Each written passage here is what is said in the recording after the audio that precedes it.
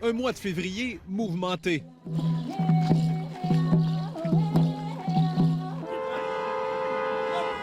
Des blocus ferroviaires un peu partout au pays, un des plus importants à Belleville, en Ontario, où la police est intervenue.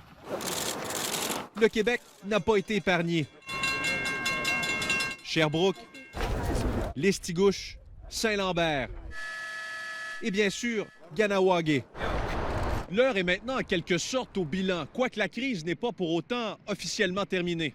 Les Mohawks sont encore bien visibles, tout près du pont Mercier. Le campement a toutefois été déplacé vers cet espace vert. Tout près de là, ce panneau électronique en bordure de la route. Solidarité avec la communauté Wet'suwet'en, peut-on lire.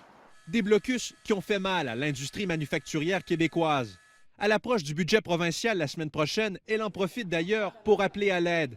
Un récent sondage mené par Manufacturiers et Exportateurs du Québec révèle que plusieurs entreprises ont perdu entre 20 000 et 50 000 $ par jour de blocage. 23 % des membres sondés affirment assumer eux-mêmes les pénalités pour les retards de livraison.